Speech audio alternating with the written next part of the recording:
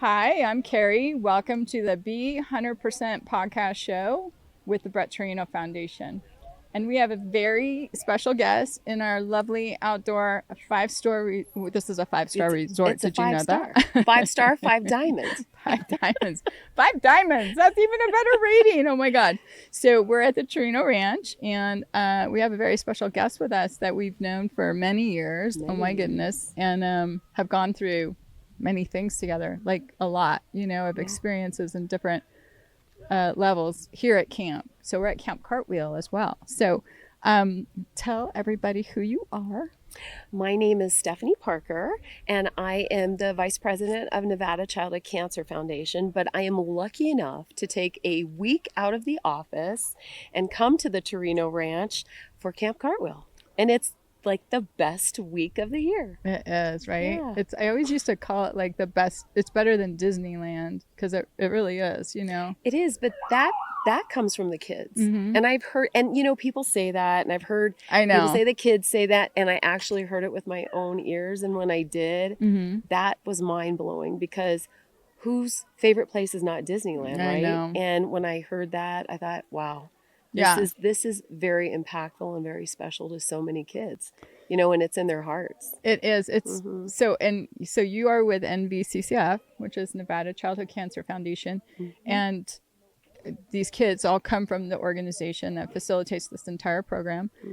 The theme up here today in all of these interviews, first of all, I was moved to tears twice. Everybody knows that. I was crying.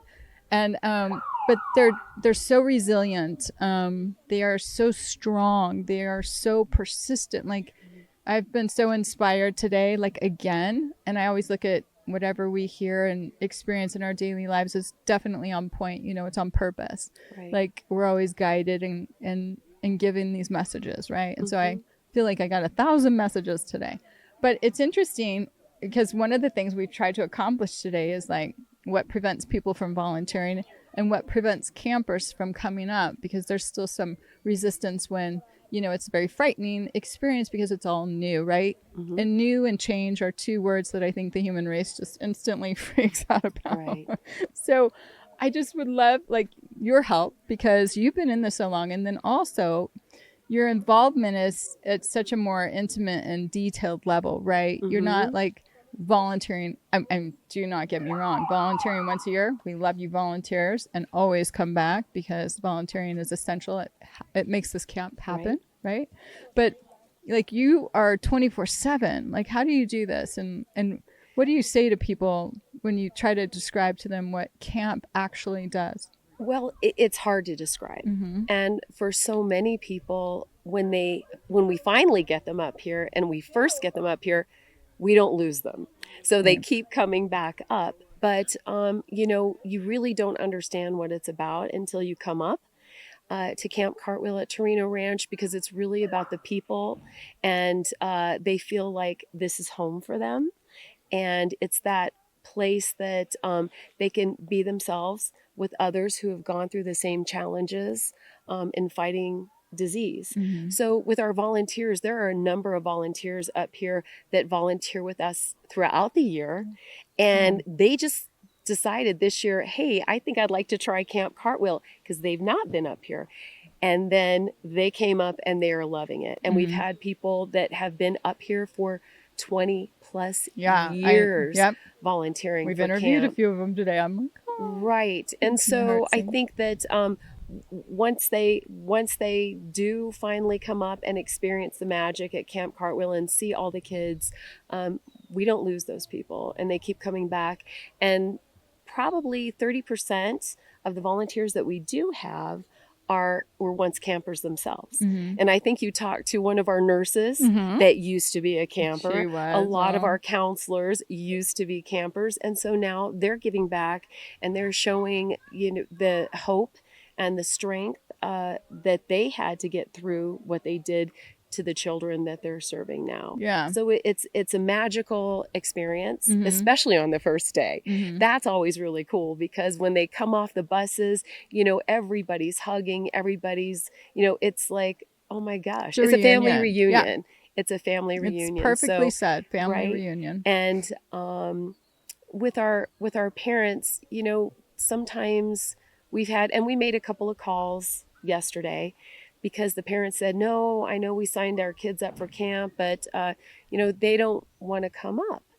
Well, sometimes it's not the child or the children, but it's the parents. And it's really difficult. And I've only learned this from parents with children who have had medical illnesses, but they don't want to give up that time with their children because a lot of times they don't know how long they're going to have their children. So giving up 4 days is a big deal to a parent. So I had a camper say that to me today, which caused me to cry. Yes. Because I think we never think of that. And that was just like a punch to the gut, because she just came directly out and said, well, I think some kids and parents will get afraid because they won't have their child for much longer. They don't know if they'll have their child for next year. So they don't want to give up 4 days with their child. Well, and they're trusting their child with people they don't know. Exactly. So, but as they get to know the people that serve them through the Nevada Childhood Cancer Foundation, I think they do get more comfortable. And we've been able to talk parents to let their kids come up. And we had two guys or two of our teens that were up here yesterday, and the parents only wanted them to come up during the day and not to stay overnight. Well, by the end of the day, on the first day, we're calling the parents, and they said they wanted to stay overnight, and the parents said, okay. We'll let them do it. So great. Because it's just a great experience, and for the kids, they get a little bit of independence that they don't get. They're not in charge of their time or their life or what's happening to them. And, they have a little bit of control up here. I mean, it's a very supervised environment and, secured environment. But they also have the choice of the different things that they'd like to do or not do up here. If they want to sit under the tree and make friendship bracelets, we'll make it happen. So the experience is all about them at Camp Cartwheel. Yeah. It's beautiful. Why do you think Camp Cartwheel is so successful? Wow. Well, there's 300 reasons for that up here right now. Right. So I mean, it is. It's. So first we couldn't do this without our donors. It takes a lot. I wasn't looking for a plug. No, it takes a lot of donations. Yeah. It takes Brett Torino, who has donated this ranch and who opens up the gates and welcomes us in every year, and not just for Camp Cartwheel, but for other activities throughout the year. So we've got our teen retreat that comes up. We've got Nevada Childhood Cancer Foundation also has the Caring Place program that serves adults with cancer. So we have a women's retreat that we come up, and they're trying to push to stay overnight. Yeah. So a lot of exciting things. But, first we have our donors that help make this happen. And then, and many, many wonderful donors. But, it's the volunteers. We absolutely could not do that's what this I've at always all. thought If you too. don't have the volunteers, you can't do it. Mm-mm. So, from 28 years ago, we started with 25 kids and probably 20 volunteers. That was before I got here. Right. But now, I mean, we're at 165 volunteers, and we had to say no to so many people that wanted to volunteer. And over 130 kids. So it's our volunteers that give of their time, that take their vacations, that take off work, that come up to spend time with our kids, and they are so energetic, and they make every moment happen with these kids. And it's all about creating a wonderful experience and a memory for these children, because again, some of these children will beat their disease, and there are some children that will not. And sometimes they know that's the last time they're probably going to see a child, so they do all they can to make it special. And then I think the kids make it special for us. So absolutely. So when the kids come up, and the kids give us strength, and they show us courage, and it's that really impacts your daily life after Camp Cartwheel every year. Sometimes we forget, and we'll complain about things, or little things will bother us, or you're quick to get angry. And when you come up here, I think that just resets your good vibes, Mm-hmm. and it just refreshes you for the year to come. So, I couldn't agree more. yeah, I think that it gives you like almost a reboot in the way yep, where you're back to where you're supposed to be, yep, you know, not as judgmental, because obviously we're never going to not be completely judgmental, but not as judgmental, not as critical, not all those harsh qualities that we carry around because life is so full. We pack our schedules, we're full of pressure, mm-hmm. maybe not making some great decisions for ourselves. So I always say when we decide to come to camp, like, it's a very selfish decision, because it really is. It is, It yeah. gives you so much. And I think that's the hardest thing, like, with all my friends and everybody I've recruited over them, Mm-hmm. we've all known that I've been here many, many years. I'm like, everybody keeps dating me, but it's true. But I just feel like, even, like, I've had some friends come up, and Mm-hmm. boy, they get it, and they've Yeah. never left. And then I've developed some of my best friends here, which is Mm-hmm. just some of they're the best humans on the planet, Right. and they're lifelong friends. They're not seasonal. Mm-hmm. And so then also, I think, though, life gets so busy, and so that's always what it comes down to when I really hit people up and pressure them. So Brett and I will strong arm, like, people. Like, there's a couple up here this year where we're like, you've got to do this, because, Yeah, absolutely. and now they're like, we're never going to stop. That just takes one time. I know, but it's just like takes one just visit. getting them to put the Right. excuses in the closet for a minute, Yes. and really come up, because volunteers do make it, and they make it happen. It's not sustainable if you don't have good Absolutely volunteers. not. This doesn't happen without them. No. And then if the campers are too afraid too, so we've asked all the campers that we've interviewed to really give a shout out to, like, kids and why they were, because they felt fear, and then how they overcame their fear, and how they ended up here, and what happened on the first day, and that they never Right. felt an ounce of, like, discomfort, like they didn't belong. So the sense of belonging is tremendous, right? Because we all want to belong. Well, and their daily lives back home, when they have to go to school, they are different from other kids. Yeah, they are.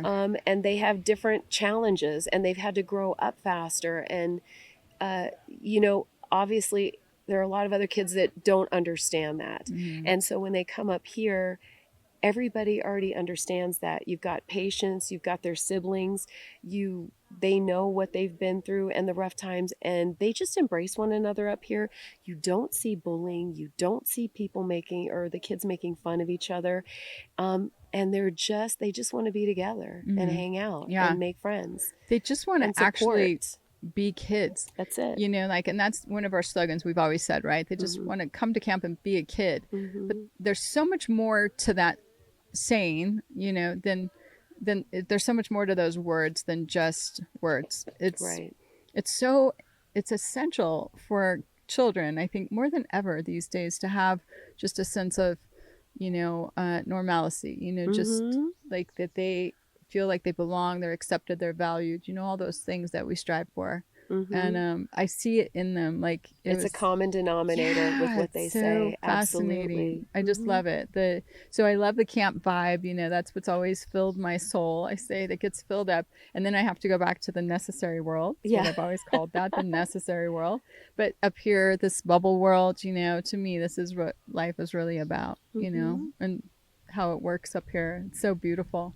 So a lot of the kids have made suggestions today. One of which is camp needs to be a week longer. Okay. we can I told them I have no influence. I think our volunteers need more vacation time to be able to do that. But if we have more volunteers, we could do that. But now that you bring that up, so I thought that was going to be a shocker. Yes. A week longer we probably couldn't do, right. but we can accommodate more kids with 2 weeks. Right. So prior to COVID, we were 2 weeks back to back, and then just the challenges with COVID. A lot of kids couldn't come up, and because they're immune challenged, and so but. We are most likely going to 2 weeks. I know. Yeah. Because I think we you're can't gonna have to. Well, I think we kind of are breaking at the seams right now with our volunteers and the amount of kids we have up here. So 130 it's a lot. A lot. and you need all of those Even Papa volunteers. J, he was like, wow, we're at max. Yeah, you know? we are definitely at max. So next year for sure, I think we'll move to 2 weeks. Yeah. And then we'll be able to accommodate more kids too. Yeah, for sure. So, yeah. We've also got a request that you guys move to multiple states. Okay, You wow, make you're that just happen blowing tomorrow my mind with all of this right now. I have to say, but you gotta love kids, right? So, yeah, because for one came sure. from Utah, and he's like, "Hey, why don't we have one in Utah?" Well, and when kids move from Las Vegas, Yeah. then it's not like they could really come back, because we need to accommodate all the kids that are local. Yeah. And with the foundation, we serve the local population. So, when they move to New York or, whatever other state, they always ask us, is there the same affiliate of Nevada Childhood Cancer Foundation in another state? We're like, no, there's not. Sorry. So no. So, but a lot of those people will come back as volunteers. Yeah. So when they turn 18 and they're able to go away from mom and dad and not ask, they fly back. And we've had volunteers fly in. We've got 30 people right now from Reno. Yeah.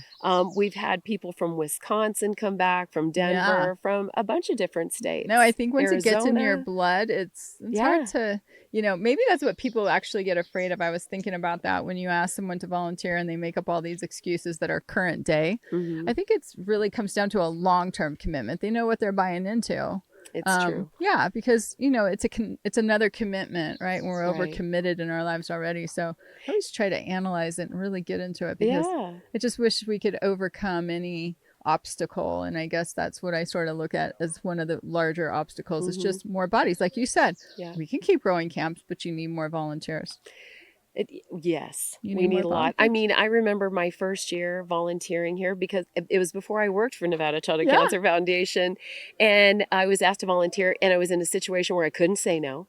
And I was driving up here, and along the road, I thought, oh my gosh, am I going to be spending the week in dirt? What's happening here? What did I say? And then once I get through these gates, it's an oasis. I know. And it's just beautiful. And then meeting the people that I have, that I've known now for 17 years, has just been a real gift. Yeah. So, yeah. So how about that? What has it done for you personally, more than, just like doing the work that you're doing, but then seeing all the transformations and stuff. And then also it's a roller coaster ride, I can imagine. I mean, a phenomenal one, really, now that I've really started thinking about it. Like, I commend you. I don't know that I could do it. I couldn't. It's not easy always, but it's a lot harder for the people that are diagnosed and that walk through our doors, at NVCCF. So, you have to keep that in mind. And not that I didn't before, but I truly appreciate every day that I have. And because I see the challenges that our adults face every day, and the decisions that they have to make, and the decisions that families have to make, or if, when they lose their child, and how that affects their entire family and their siblings. So I think it just kind of slaps you sometimes, with a reality to appreciate what you have, to treat people the way you would always want to be treated, and to be kind, to be generous with your time, and not be judgmental, like you said earlier. And, sometimes I even think it's so easy when I'm driving, right? When I'm driving, I think, if somebody cuts me off or whatever, I get angry. Right. And then I think, what is that person going through? I know. I try to do that. What is that person going through? And I'll tell you what, I was behind somebody, and I was driving a friend actually to their chemo treatment, and I had somebody that was cutting me off the whole way. And it ended up being a woman that was in cancer treatment over there. And then I felt bad for getting so mad. I thought, I cannot believe she's driving like that. But, you don't know what other situations that people are in. And so, give a little grace to people, or give a lot of grace to people. Yeah. And show mercy, give grace. Yeah, right? Absolutely. And you're going to be better yourself for it. Yeah, I couldn't agree more. I think we lose our humanity at some level sometimes. I try and be positive every day, and keep positive people and feelings around me every day. Yeah. Just because you see what people go through, and we're just so fortunate, and I'm so fortunate and feel that way, to have a wonderful family. and people that I love around me. And so, I always hope that for other people, for the kids and the families that we serve. So, and we try and be their part of their family. When we've got adults that come in, they're diagnosed with cancer and they don't have family here, we have an amazing staff, amazing volunteers at our office every day that embrace these people that come through our doors, and they say our office feels like home. So for our adults that don't get to come up to Camp Cartwheel and the Torino Ranch, we try and give them that experience at our office, at our foundation. Well, I will say every single one that we've interviewed today, they've all really expressed the gratitude they feel towards NVCCF because they feel like they do have an extended family. Like, I mean it. It's not just words. You could see it. It's written all over them, and I think they truly believe.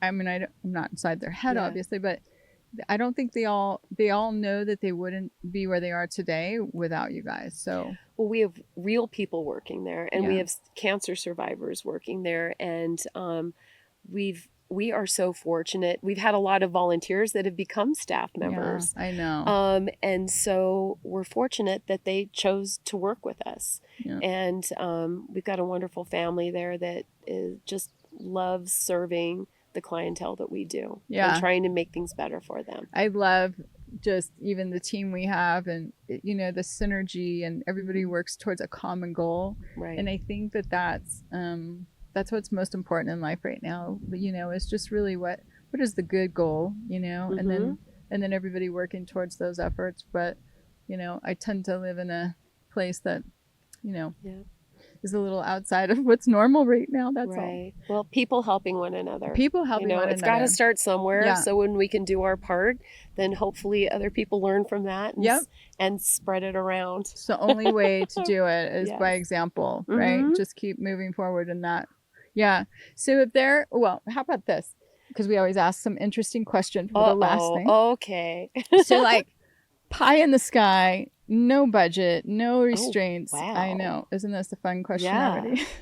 Okay. What would you perceive or hope for NVCCF? Like, what's that big, like if you could do anything and it was you, that's a huge question. I know, but I mean, because I thought you were going to say at Camp Cartwheel, and I was going to say a zip line. Yeah.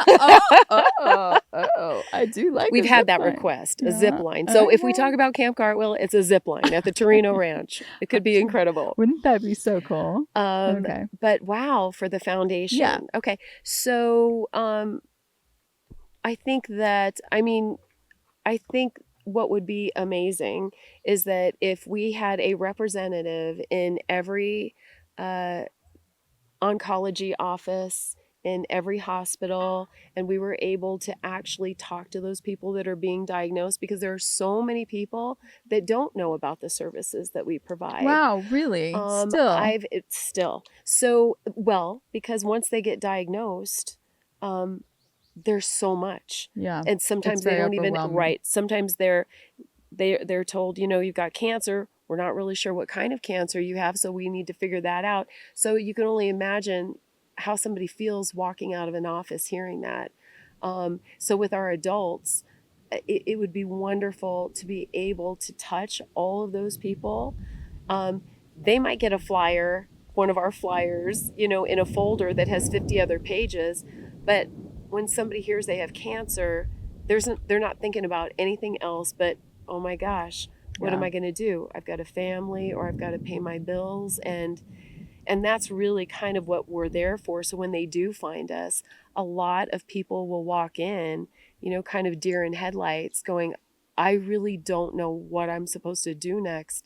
And this is what I was diagnosed with. And that's where our staff comes in and our volunteers come in. And, they literally give them a hug, give them a tour. And by the end of having those conversations with them, and sometimes those conversations might last for 2 hours. Mm-hmm. So after they have those conversations, they feel a little more comfortable because they've connected with people that have some knowledge about, what that journey is going to look like, or they've been through the journey themselves, and they've actually connected with someone. Because, in a doctor's office, they're there to help get you better, right? Or fight this disease, but they don't necessarily connect with you emotionally or for that emotional support, where our staff, I think, is there to do that.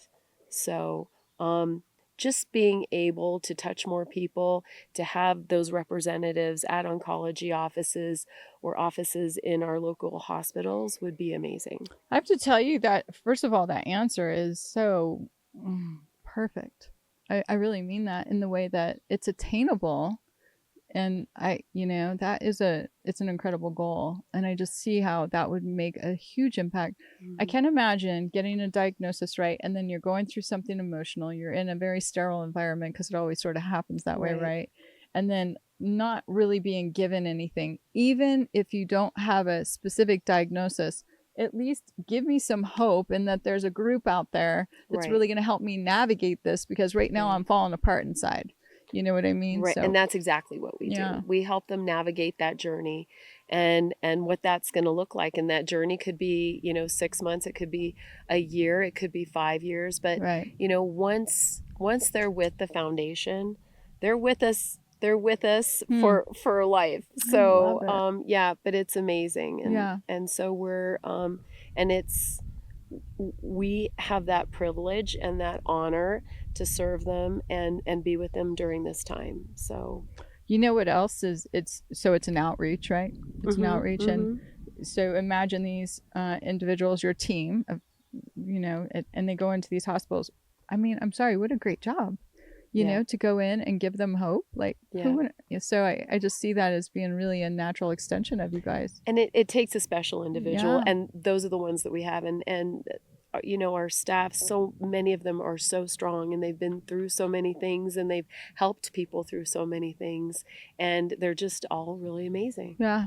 And I could say that 100%. They're all amazing, and we're just so fortunate to have all of them. Yeah. Yeah. That's a great answer. Thank you for sharing that. Thank you. That's really, I think just a perfect goal for you guys. Well, and they're that way behind the scenes. Yeah. And this year, every single one of our staffers is up here. So we made it possible. We closed the office for a day. You guys. But not all of them have been able to experience this. But what's amazing is the ones that have come up here, right now we've got them helping and washing dishes. And so I didn't think that they were going to come up and work, but they're working and they enjoy it. Yeah. So they're helping serve food, wash dishes. Oh, do we love those extra hands when you're on the third day. Oh my gosh. And you haven't slept in 3 nights. And you're just ready to crash. Well, and that's what our staff does, with all the volunteers that we have up here. When they need a break, we're there to help that and help them get some rest and enjoy as well. But everybody's having a great time. And even when they leave here, everybody's so tired, but they had a great time. They did. So, yeah. I think it's a win-win-win. It is. So what's one word that, completely captures the essence of camp?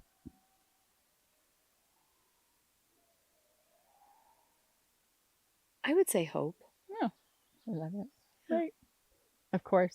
Hope. I would say hope. That was easy. Yeah. Grateful. I like that word too. But hope is good. Okay. Yeah. Thank you. Oh, thank you for spending time with us. Thank you so much for inviting me. Oh my gosh. No, it was a we pleasure. knew you were going to be a great guest and have so much to share. And it's been really important.